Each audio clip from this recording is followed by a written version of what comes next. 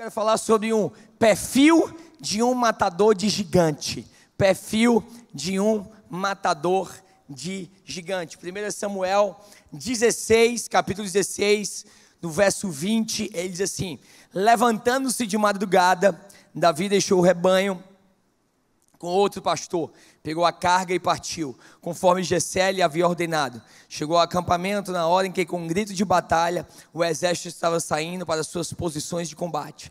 Israel e os filisteus estavam se posicionando em linha de batalha, frente a frente. Agora eu quero ler com você verso 25 ao 27. Ele diz assim: os israelitas diziam entre si: vocês viram aquele homem? Ele veio desafiar Israel. O rei dará grandes riquezas a quem o matar. Também lhe dará sua filha em casamento e isentará de impostos em Israel a família de seu pai. Davi perguntou aos soldados que estavam ali ao seu lado: o que receberá o homem que matar esse filisteu e salvar a honra de Israel? Quem é esse filisteu incircunciso para desafiar os exércitos de Deus vivo? Repetiram a Davi o que haviam comentado e lhe disseram: isto é o que receberá o homem que matá-lo. Quando a gente fala sobre gigante, gigantes são os nossos desafios, são os nossos problemas, são as nossas crises. Talvez o gigante para você seja um vício, talvez um gigante para você seja na área financeira, talvez o seu gigante hoje que você esteja enfrentando, talvez seja no teu casamento, talvez um gigante que você esteja enfrentando hoje, seja porque você tem filhos adolescentes. Eu sei, eu quero ter filho adolescente, então um filho de 13 anos, mas ele é uma bênção, em nome de Jesus. E então, gigante pode ser em vários aspectos da sua vida, pode ser na tua empresa, pode ser os sonhos que você não consegue colocar em prática. E aqui eu quero falar sobre alguns perfis que você precisa ter como matador de gigante, para você enfrentar alguns problemas na tua vida, e que eu não vou complicar, porque às vezes a gente acha que aquilo que é complexo é profundo, não tem nada a ver. Algo pode ser profundo e ao mesmo tempo ser simples. Simples não quer dizer que é simplório. Pode ser simples e ao mesmo tempo ser profundo. Então quero conversar com você sobre algumas coisas. Entenda, Davi ele foi ungido lá no privado. O pai dele chega para ele e fala assim: Davi, vai lá entregar pizza lá para os teus irmãos, vai lá entregar comida para os teus irmãos se alimentarem. E a Bíblia fala que Davi obedeceu a um comando do seu pai. A primeira coisa que eu quero falar para você essa noite é: matadores de gigantes se submetem à autoridade. Matadores de gigantes se submetem à autoridade. Eles não ficam tão grandes que não se submetem mais a ninguém. Porque às vezes assim, não, eu sou grande demais para me submeter a uma pessoa. Ele podia dizer assim: pai, o senhor sabe com quem você está falando? Você sabe que eu fui ungido rei, eu vou ser o próximo rei de Israel, e agora você está mandando eu entregar lá comida para os meus irmãos, fazer uma coisa tão pequena. O homem que é muito grande para fazer coisas pequenas, é muito pequeno para fazer coisas grandes. Entenda que são nas pequenas coisas que você é provado. E Deus coloca algumas autoridades para a sua vida, para testar o seu coração e para saber se você se submete à autoridade. Ou talvez alguns mentores que você tem. Mentor, eu amo que eu estava vendo uma expressão de mentor. Outra expressão fala que mentor é tormento, ou seja, o mentor não está lá apenas para te dar conforto. O mentor está lá para te tirar da zona de conforto. É uma autoridade espiritual na tua vida que te dá provisão, que te dá proteção, mas também te dá promoção. Porque as duas formas de você aprender na vida, através dos erros e através dos seus mentores. Em você se submeter a tua vida a um homem de Deus e uma mulher de Deus. Naquela área que você quer ser bem sucedido, começa a procurar ajuda, mas começa a procurar ajuda de pessoas que são bem sucedidas, porque tem gente acolá que fala sobre relacionamento e pula de relacionamento em relacionamento. Não receba crítica construtiva de quem nunca construiu nada. Se você quer um conselho na área de casamento, procure uma pessoa que é bem sucedida na área de casamento. Se você quer um conselho na área de finanças, procure uma pessoa que é bem sucedida na área de finanças. aí você se submete a uma autoridade espiritual sobre a tua vida. Ponto 2, a Bíblia vai falando no verso 20, que Davi levantou cedo. Diga, levantou cedo. Davi levantou cedo, sabe por quê? Porque matadores de gigantes são disciplinados. Precisa haver disciplina na sua vida. Você não acha que as coisas vão acontecer sem você ser disciplinado. Você precisa acordar cedo, você precisa orar, você precisa sair da cama. Porque se você ler esse livro vai ler você. Você precisa gastar tempo com Deus. Quer escutar Deus? Leia Deus. Quer escutar aquilo que Ele está falando para você? Aí o povo está dizendo assim, mas Deus não fala comigo. É lógico, irmão, você não abriu a Bíblia. Bíblia empoeirada, vida suja. Vou falar de novo, entendeu? Lá atrás. Bíblia empoeirada, vida suja. Às vezes você pega a tua Bíblia e coloca lá, só no canto da tua cama. Não, você precisa abrir essa Bíblia. A Bíblia não é para você ler os outros. A Bíblia é para ler você. É um espelho que revela quem você é e não revela quem os outros são. Porque muitas vezes a gente abre essa Bíblia para julgar e apontar as outras pessoas. Mas não, irmão, isso aqui é um espelho para mostrar verdadeiramente quem você é.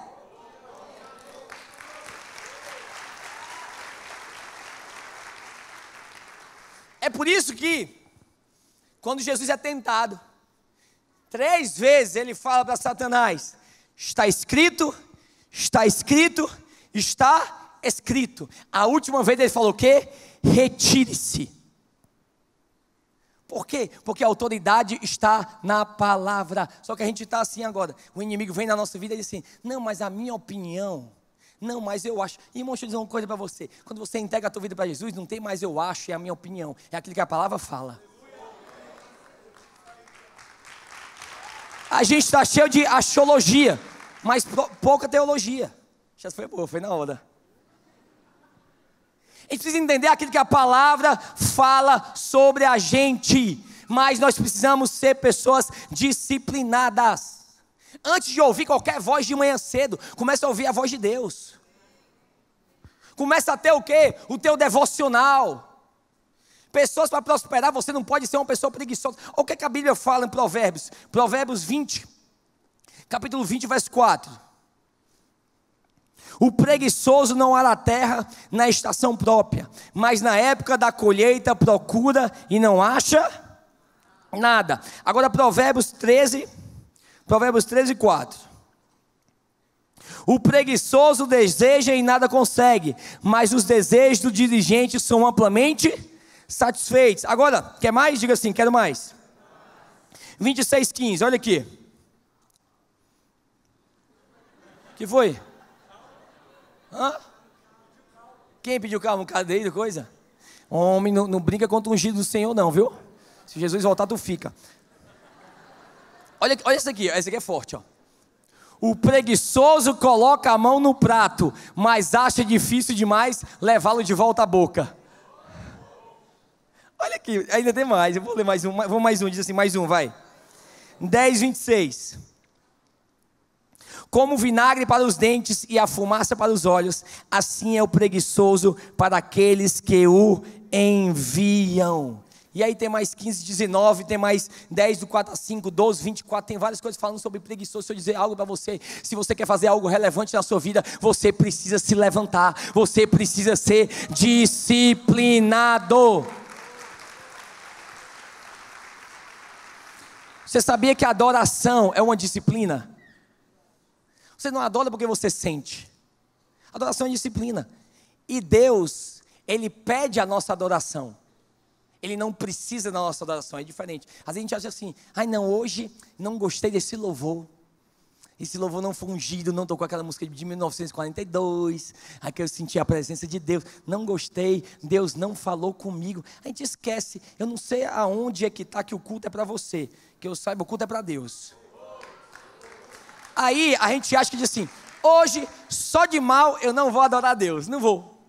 A gente acha que Deus precisa da nossa adoração, porque assim, eu não vou adorar a Deus, aí Deus vai ter um problema de autoestima. Ele não me adorou.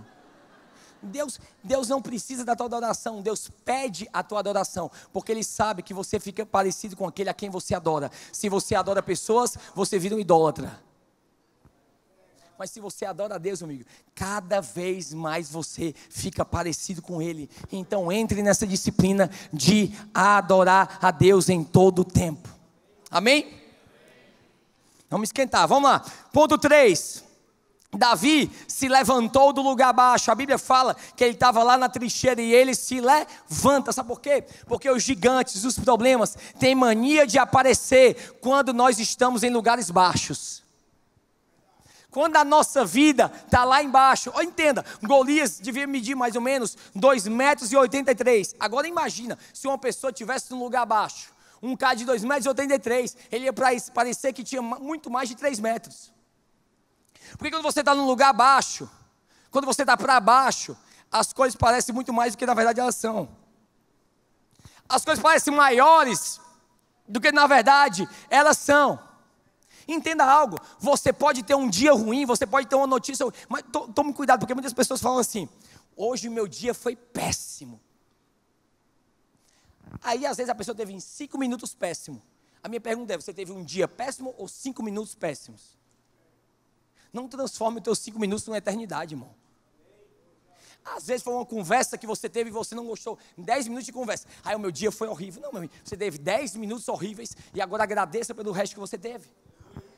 Você pode ter tido uma notícia ruim, um tempo ruim, um momento de luto, mas em algum momento você vai ter que se levantar.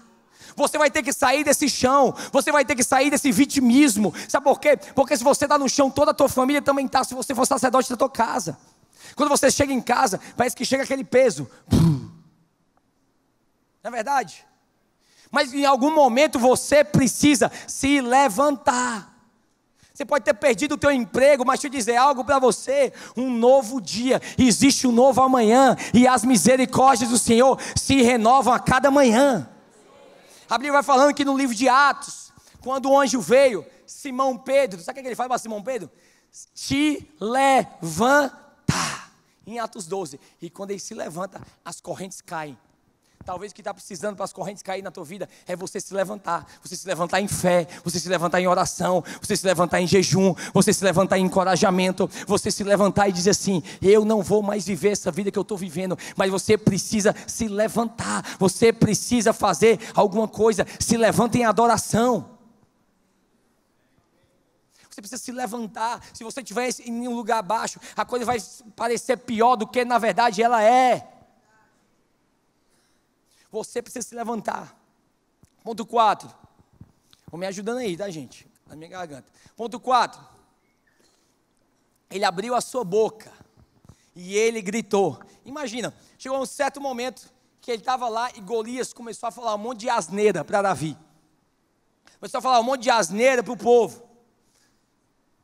E aí a Bíblia diz que Davi se levanta e ele começa a falar. Sabe por quê? Porque gigantes, matadores de gigantes, não podem ficar em silêncio.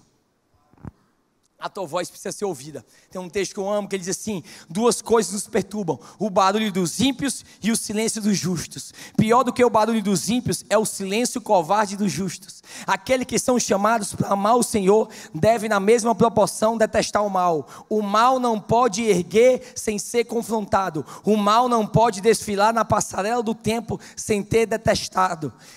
Calar-se diante do mal é ser não apenas covarde, mas ser também conivente. Você não foi chamado para tolerar todas as coisas. Você tem uma voz e a tua voz precisa ser ativa nessa sociedade. A gente não está aqui como igreja simplesmente para ficar com a nossa voz calada. Nós estamos aqui como igreja porque nós precisamos pregar e pregar a verdade da palavra de Deus. É a verdade que transforma. Não é uma teoria, não é um achismo, não é uma opinião, mas é a verdade da palavra de Deus. Cuidado com aquilo que você chama de besteira. Ai não, é besteira. Ah não, isso aqui é besteira. Cuidado com os pequenos desvios da verdade, porque o que mata gente não é elefante grande, é mosquito pequeno. Às vezes você diz assim: não, mas eu quero chegar ali. Você diz assim: não, mas só um pouquinho aqui. Não, mas só um pouquinho aqui. Não, mas só um pouquinho aqui. É só um pouquinho aqui. E de pouco em pouco, você vai estar muito longe daquilo que Deus tem para você. Você foi chamado para levantar a tua voz, porque o mal está nas nossas ações, nas nossas reações e também nas nossas omissões. Daquilo que nós omitimos da gente fazer. Muitas vezes o mal está mascarado de tolerância. Você precisa tolerar tudo, não, meu amigo. Você precisa levantar a sua voz. É a ditadura do sabe do quê? Do relativismo. É relativo, depende do teu ponto de vista. Não é verdade? Ele quer dizer assim. É relativo, depende do teu ponto de vista. E tudo que o inimigo quer é relativizar pecado. É por isso que a serpente pergunta assim, o que é que Deus falou? Deus falou que se você comer, que se a gente comer, certamente nós morreremos. Aí você quer que a serpente falou? Morre não. Morre não, isso é besteira. Por quê? Relativiza o quê? Pecado. Nós temos algo a dizer, nós não podemos nos silenciar. Você precisa saber quem você é, porque hoje tudo, já está falando um pouco lá no acampamento, hoje tudo é sobre o coração. O que é que o teu coração está falando para você? Siga o seu coração. Alguém já falou isso a você? Siga o seu coração? Nunca ninguém falou? Siga o seu coração, faça uma jornada interior para saber quem você é. Quem aqui já seguiu o coração e já bateu com um cara na parede? Eu ia dizer outra palavra, mas... Eu sei que tem mais gente, vamos lá gente, honestidade. Deus não pode curar aquilo que você esconde. Quem já seguiu o coração e já se bateu com o cara na parede? Sabe qual é o nosso problema? A gente está tirando Deus e colocando o nosso coração. O que é que teu coração está falando? Então siga o teu coração. Mas deixa eu dizer algo para você, a Bíblia diz que o coração é enganoso. Se você seguir o seu coração, você vai cair num buraco. Você não precisa seguir o seu coração, tem que seguir o que é a palavra de Deus.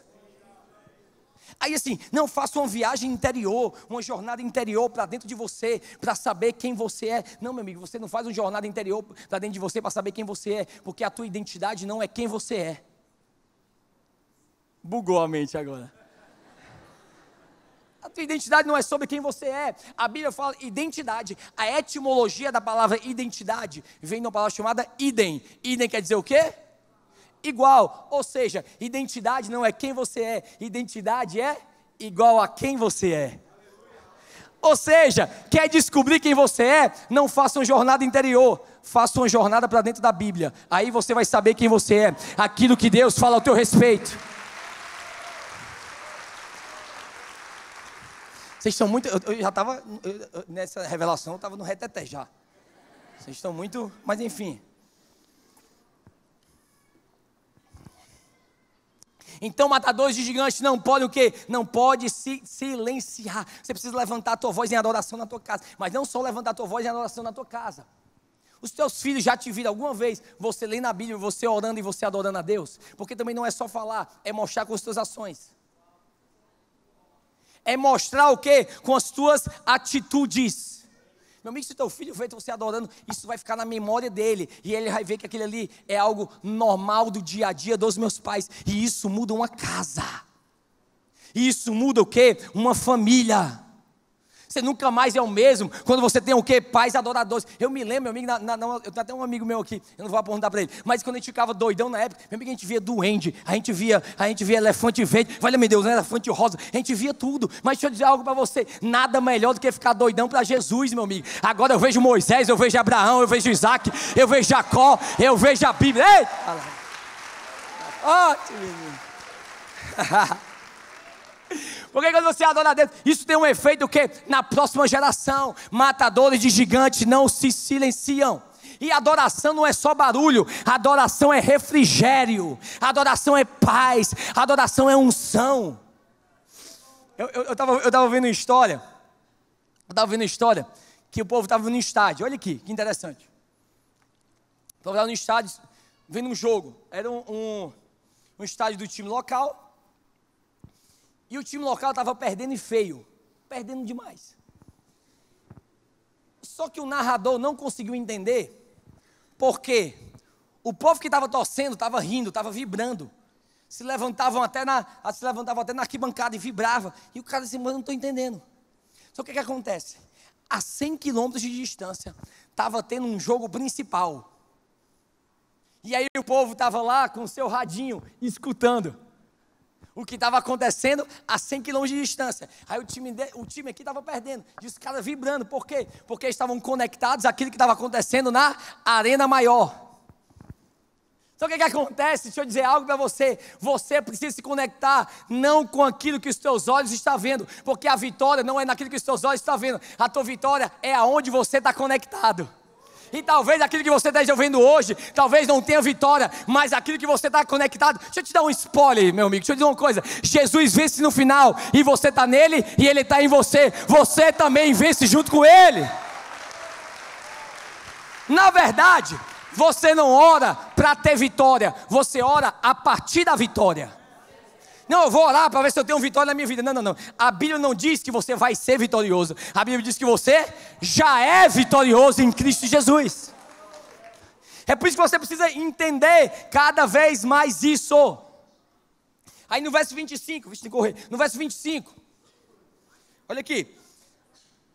Dizem os homens de Israel: viste aquele homem que subiu, pois subiu para desafiar Israel. Ao homem, pois, que o matar, o rei acumulará de grandes riquezas, e lhe dará a sua filha. Eu amo esse ponto. Ele lhe dará a sua filha, e fará livre a casa de seu pai em Israel.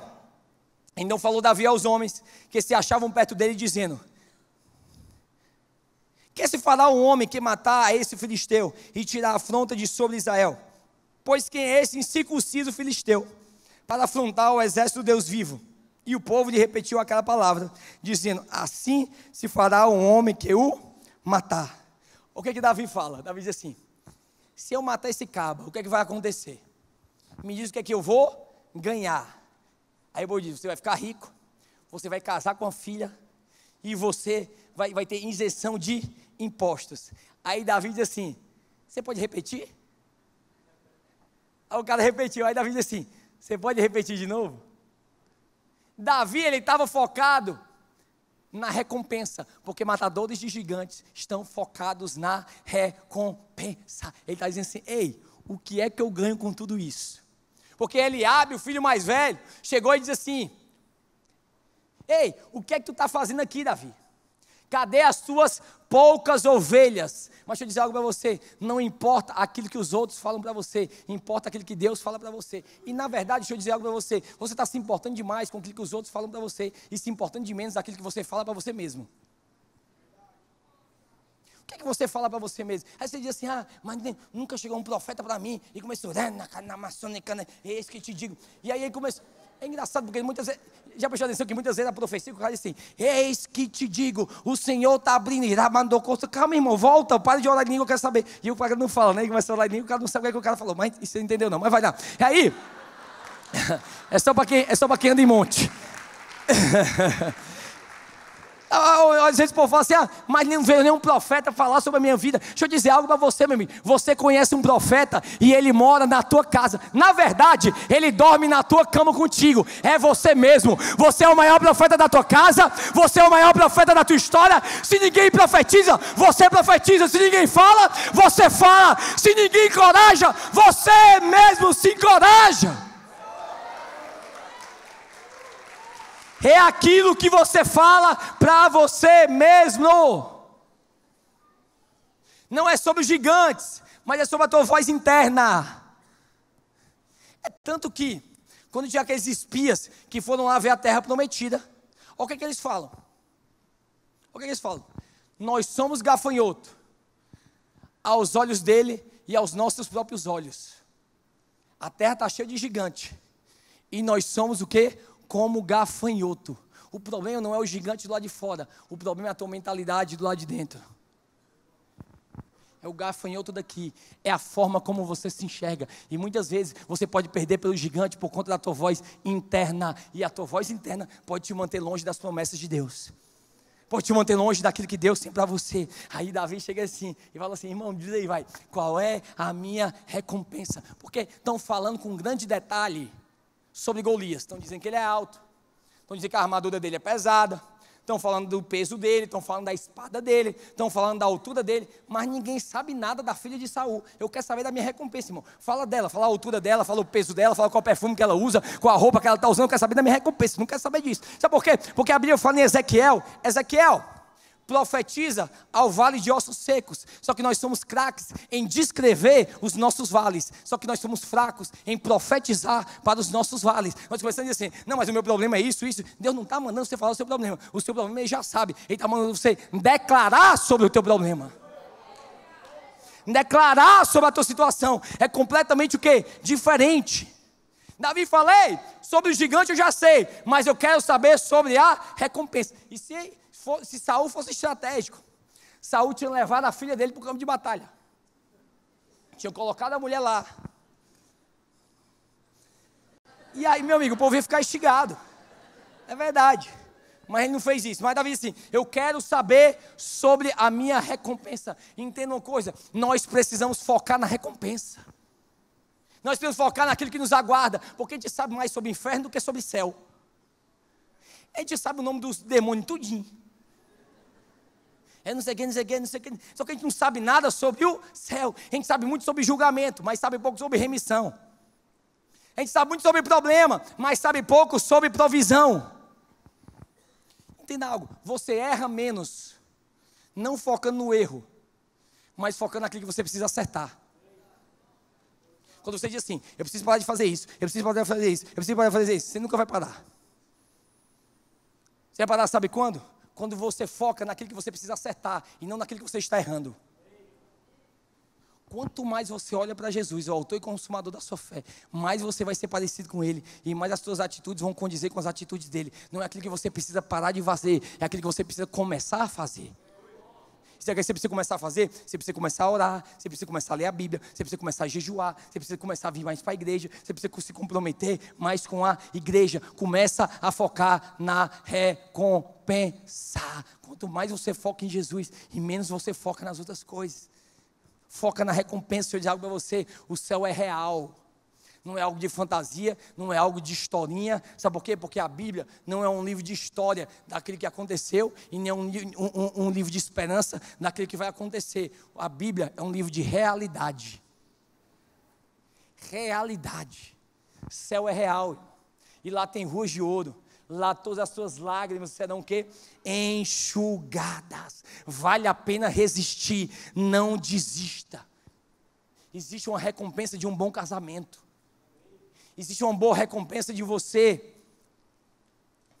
permanecer fiel a Deus. Não deixe os teus Golias mentir para você.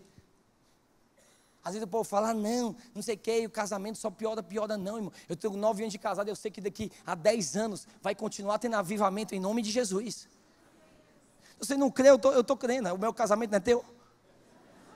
Hoje está sendo bom, mas daqui a 10 anos vai ser melhor ainda, aleluia, glória a Deus. A minha vida é de glória em glória, no casamento também. A Bíblia fala assim, é de glória em glória, só em algumas partes. Eu não departamentalizo que é de glória em glória. No meu casamento é de glória em glória. Você precisa parar de dizer que o inimigo, que é que ele está colocando no teu ouvido. Aí no verso 34 ele está dizendo, eu sou o mesmo nas sombras do que eu sou na luz. Eu lutei com urso e leão, sem ninguém ver. Porque matadores de gigante são o mesmo em todo lugar. Você não muda dependendo do lugar a qual você está. O que você faria que se você descobrisse? Se você soubesse que aquilo que você vai fazer, ninguém ia descobrir. Davi, ele era o mesmo em todo lugar, sabe por quê? Porque o leão e o urso era uma batalha pessoal, uma batalha privada de Davi. Golias não, Golias era uma batalha que era pública, e antes de você vencer as batalhas públicas, você precisa vencer as batalhas privadas. Sabe por quê? Porque Golias na vida de Davi era para tirar ele do anonimato, para ir para a relevância, mas primeiro Deus quer saber se você é relevante dentro do teu quarto. São as suas batalhas que são o quê? São as suas batalhas que são privadas. Todo mundo tem um leão e um urso. Sabe aquela nossa fraqueza que a gente tem que lutar o quê? Continuamente. Aí é o homem que Davi vai falando, o mesmo Deus que fez eu vencer o leão e o urso é o mesmo Deus que vai me dar esse filisteu incircunciso. Tiago, o que é filisteu incircunciso? É a mesma coisa para hoje você estar no trânsito, e o trânsito daquele jeito, o cara te cortou e você dá aquele palavrão. É a mesma coisa da época. Filisteu incircunciso, é como se ele tivesse assim, eu estou esculhambando aquele cara. Sabe o que ele está dizendo? Ei, meu amigo, você não é circuncidado, e eu sou circuncidado desde os 8 anos de idade. Então, desde que eu tenho 8 anos de idade, aquilo que está em mim é muito mais poderoso do que aquilo que está em você, porque eu não vou na minha própria força, eu vou na força do Deus que eu habito, do Deus que não me deixa, do Deus que não quer saber da minha fraqueza, não é sobre a minha habilidade, mas é sobre o quanto eu me rendo a Ele. O teclado vem que a gente vai cantar.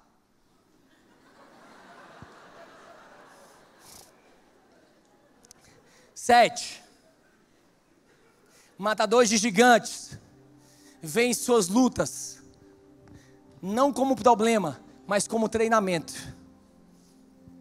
Diga assim, não é problema, fala. É treinamento. Você sabia, eu estava estudando, 41% dos pássaros da Nova Zelândia não voam. Nova Zelândia é uma ilha.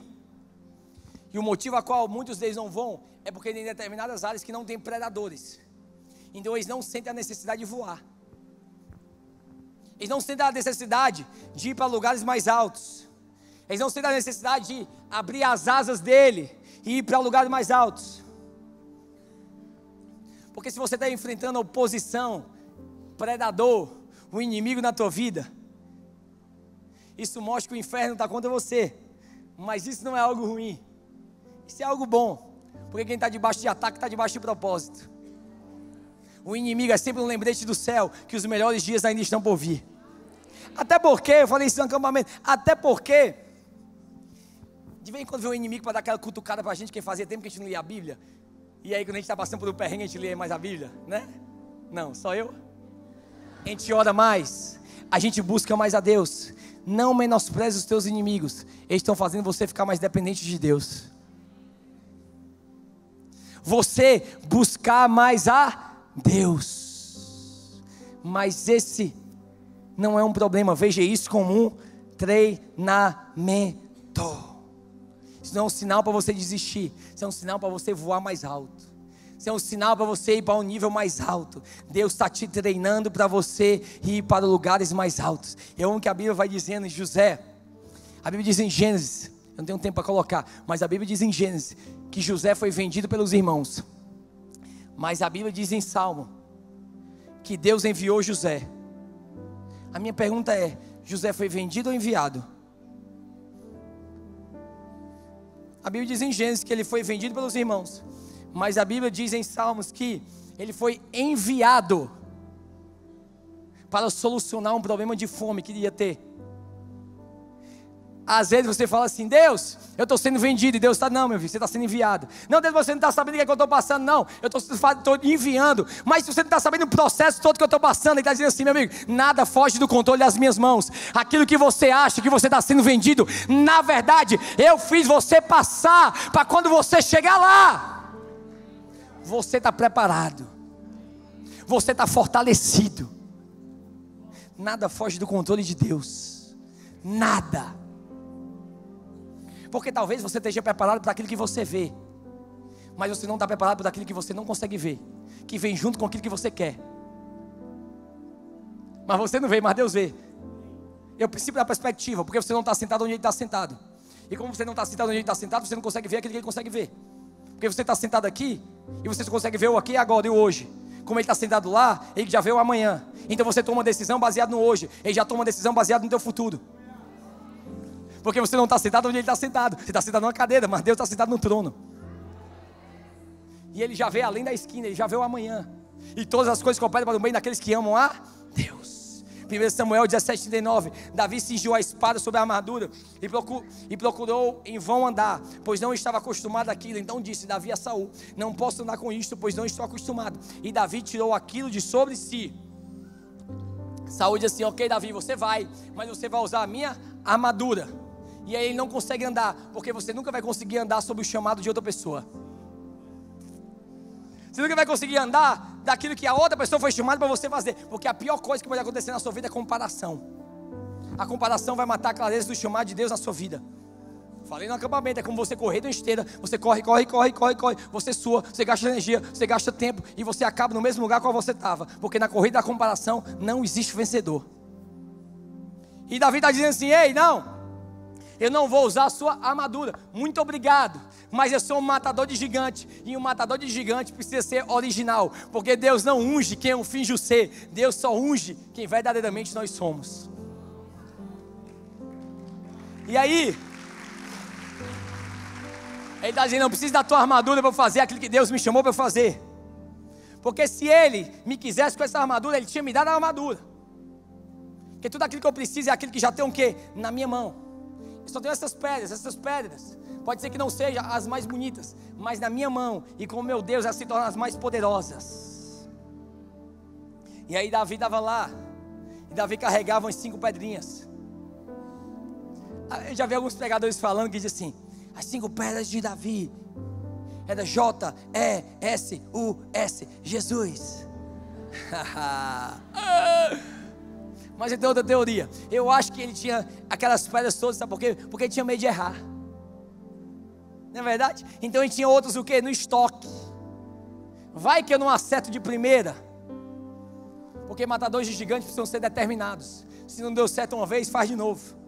Não fica desencorajado se a primeira não funcionou. Vai lá e faz de novo. Muitos de vocês desistem muito fácil. Talvez você levou uma menina no restaurante, não deu certo. Leve em outro mais caro, irmão. Deixa eu dar um conselho para você. Mulher não gosta de flores sem nada. Não dê uma flor para mulher sem nada. Flor tem que vir com um presente. É verdade, sim ou não? Então não vai dar, trouxe flores. A mulher, sou abelha agora, vai gostar de flor. Flor tem que vir com um presente, um anelzinho, um negócio, vem com alguma coisa. Segura aí, viu, Edson? Para não dar mais flor para, viu? Tem gente que se a gente fosse traduzir a vida amorosa da pessoa num livro, seria Lamentações. Muitas pessoas falham por oportunidade, por educação, mas tem pessoas que falham, sabe por quê? Porque desiste fácil demais. Tiago, mas eu tentei, tenta de novo. Tiago, eu tentei me livrar desse vício e não consegui. Tenta mais uma vez. Mas não para, não desiste. Sempre é cedo demais para desistir. Nós não somos daqueles que retrocedem. Nunca é tarde demais, meu amigo, para o teu gigante cair. O gigante do alcoolismo, no vício, da pornografia, ele pode cair em nome de Jesus. Mas você precisa o quê? Perseverar. É por isso que Davi vai lá. Derruba o gigante, Golias. Vai lá e ele corta a cabeça. Porque às vezes a pessoa diz assim: não, já está caído na minha vida. Nem tudo que está caído está morto. É por isso que ele arranca a cabeça. Porque se não tiver morto, em outra estação da sua vida pode aparecer aquilo que você acha que você foi curado. Aí ele arranca a cabeça do gigante. Aí sabe onde é que ele leva o gigante? Ele leva a cabeça para dentro da casa dele. Porque ele está dizendo assim: ei, eu não tenho autoridade só do lado de fora, eu tenho autoridade dentro da minha casa. Porque tudo começa dentro da minha casa. Porque na minha casa eu sou verdadeiramente quem eu sou. É por isso que quando Jesus ia para Zaqueu, ele disse assim: Zaqueu, eu vou lá na tua casa, porque se eu te transformar na tua casa, se você quiser conseguir ser crente aqui dentro, ser crente lá fora é fácil. Tudo começa na tua casa. E a banda toda pode vir. Salmo 51, olha o que Davi vai dizendo: tem misericórdia de mim, ó Deus, por teu amor, por tua grande compaixão. Apaga as minhas transgressões, lava-me de toda a minha culpa e purifica-me do meu passado, pois eu mesmo reconheço as minhas transgressões e o meu pecado sempre me persegue. Contra ti, só contra ti pequei e fiz o que tu reprovas, de modo que justa é a tua sentença e tens razão em condenar-me. Sei que sou pecador desde que nasci, sim, desde que me concebeu minha mãe. Sei que desejo a verdade no meu íntimo e no coração me ensinas a sabedoria. Purifica-me com esopo e ficarei puro. Lava-me e mais branco do que a neve eu serei. Faz-me ouvir de novo o júbilo e a alegria. e os ossos que esmagaste exultarão. Esconde o rosto dos meus pecados e apaga todas as minhas iniquidades. Cria em mim um coração puro, ó Deus, e renova dentro de mim um espírito estável. Não me expulses da tua presença, nem tires de mim o teu Santo Espírito. Devolve a alegria da tua salvação e sustenta-me com o espírito pronto a obedecer. Davi está dizendo: todos os momentos ruins que eu passei pelo vale, mas deixa eu dizer algo para o Senhor: nunca tire de mim o teu Espírito, porque sem Ele eu não vou a lugar nenhum, sem Ele eu não sou ninguém, e tudo aquilo que você precisa é você ser cheio do Espírito Santo. Davi vai dizendo tudo isso, ele vai dizer assim: mas nunca retire de mim o teu Espírito Santo. Sabe qual é o segredo para você ser um matador de gigante? É você ser cheio do Espírito Santo, é você ser dependente do Espírito Santo, é você ser dependente da palavra. É Ele que te move, é Ele que te restaura, é Ele que te liberta, é Ele que faz aquilo que médico nenhum pode fazer, aquilo que nem homem nenhum pode fazer, só Ele, e o nome dele é Espírito Santo de Deus. Se você crê nisso, você pode ficar de pé.